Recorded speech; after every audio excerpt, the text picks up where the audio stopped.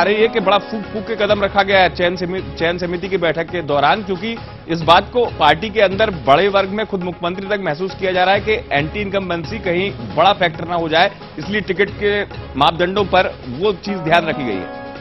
बिल्कुल अमित, देखिए सत्ता विरोधी लहर को तो पार्टी मीटिंग में बहुत प्रमुखता से उठाया जाता है, क्योंकि सत्ता विरोधी लहर का नुकसान तो होता ही है, लगभग हर चुनाव में होता है और हर पार्टी के साथ होता है। तो सत्ता विरोधी लहर जो है, उस लहर को उसका नुकसान ज्यादा न हो, उसको किस तरीके से बैलेंस किया जाए, इस बात पे चर्चा हुई। और इसीलिए कुछ ऐसे चेहरे हैं जिनको लेकर के वहाँ विरोध जताया जा रहा था। कुछ ऐसे मंत्री हैं, जो कुछ ऐसे विधायक हैं जिनके विरोध में पार्टी के ही हजारों जो कार्यकर्ता थे वो नारेबाजी कर रहे थे, विरोध जता रहे थे। तो कहीं ना कहीं अगर ऐसे चेहरों को पार्टी हटा देती है तो जो सत्ता विरोधी लहर जो नुकसान की जितनी संभावना थी, हो सकता है उस नुकसान को पार्टी कम कर पाए। और इसी वजह से जो है ऐसे चेहरों को जो बदनाम है या जिनकी छवि ठीक नहीं है, जिनकी परफॉर्मेंस ठीक नहीं है, उनको हटाने की प्रक्रिया हो रही है। जी अमित, लेकिन ये माना जाए कि इस लिस्ट में जिस तरीके की बात आप बता रहे हैं, ये उम्मीद की जा सकती है, माना जा सकता है कि फिर भी जो अधिकांश मंत्री जिनको टिकट मिल रहा है या जो नाम जो पहले से लगभग तय थे, वो ज्यादा प्रमुखता से इसमें सामने आएंगे। नहीं, बिल्कुल प्रमुखता सामने आएंगे। और एक मजेदार बात अमित मैं और आपको बता दूं कि इस बार जो है कैलाश विजयवर्गीय और सरोज पांडे की भी बहुत बड़ी दखलंदाजी हो रही है। उनकी बहुत बात मानी जा रही है। जिस प्रकार से कैलाश विजयवर्गीय और नरेंद्र सिंह तोमर और सरोज पांडे का यहाँ पर एक तरह से उनकी जो आपसी जो तालमेल जो दिख रही है, उससे जो है राजनीतिक गलियारों में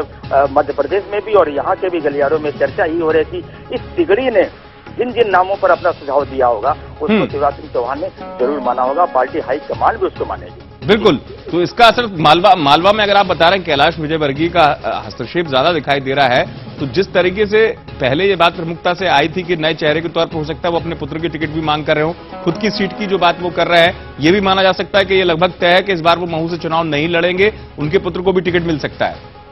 बिल्कुल, जिस हिसाब से कैलाश विजयवर्गीय को महत्व दिया जा रहा है, जिस प्रमुखता से उनकी बात सुनी जा रही है, जिस तरीके से उनको मीटिंग में बुलाया जा रहा है, उससे तो देख करके अगर ऐसा हो रहा है, उनके बेटों को टिकट मिल रहा है, तो मेरे ख्याल से कोई आश्चर्य वाली बात नहीं होगी। जी, लेकिन कुल मिलाकर ये स्थिति भी एक अपने आप में मतलब सोचने वाली है शंकर, अगर हम समझा जाए कि कैलाश विजयवर्गीय की राय को तमाम मंत्री और भी हैं कैबिनेट में जिनका वजन काफी है, काफी बड़े मंत्री हैं, लेकिन कैलाश विजयवर्गीय की राय, सरोज पांडे आपने नाम जिक्र किया, यानी कि महिला मोर्चा का जो प्रभाव है छत्तीसगढ़ में, सरोज पांडे छत्तीसगढ़ से संबंध रखती है, मूलतः वहां से हैं, लेकिन मध्य प्रदेश में भी सरोज पांडे का प्रभाव दिखाई दे रहा है। देखिए, सरोज पांडे का जो प्रभाव छत्तीसगढ़ या एमपी में जो दिखाई पड़ रहा है, इसका सीधा जो है संबंध है, मैं बता दूं अमित, नरेंद्र मोदी से। क्योंकि मोदी जो है सरोज पांडे के क्रियाकलापों से, उनकी कार्यशैली से बहुत ही प्रभावित है। और पार्टी के जो बड़े चेहरे हैं, चाहे वो मध्य प्रदेश के हों चाहे राष्ट्रीय स्तर के जो भी बड़े चेहरे, इस बात को बखूबी जानते हैं कि सरोज पांडे की कार्यशैली से उनके जो प्रधानमंत्री के जो दावेदार हुए हैं नरेंद्र मोदी, वो बहुत ही प्रसन्न है और उनकी कार्यशैली से वो प्रभावित है। ऐसे में सरोज पांडे की बातों को नजरअंदाज करना अब उनके लिए बड़ी मुश्किल हो जाएगी। तो ऐसे में बिल्कुल इन्हीं सबको देख करके अंदाजा लगाया जा रहा है कि सरोज पांडे की भी बहुत चली है और उन्होंने जिन नामों का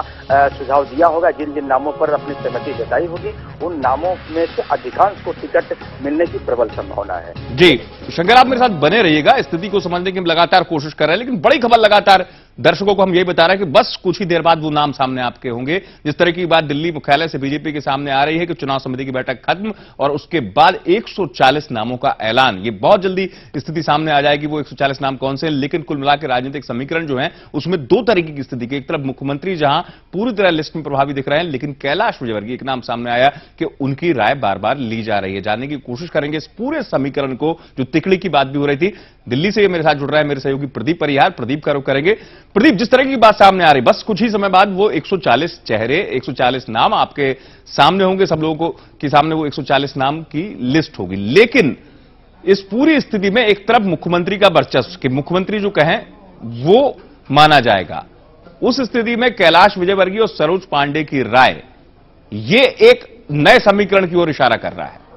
देखिए, मैं आपको बता दूं कि कैलाश विजयवर्गीय का बैठक में आना ये संकेत साफ तौर पे है कि जो ताई और भाई की वहां पे वर्चस्व की बात होती है मालवा अंचल में, इस बार भाई की चलने वाली है। और इसका एक दूसरा कारण भी हो सकता है कि इस बार जो महू से वो अपने बेटे की टिकट की मांग कर रहे थे और वो शायद इंदौर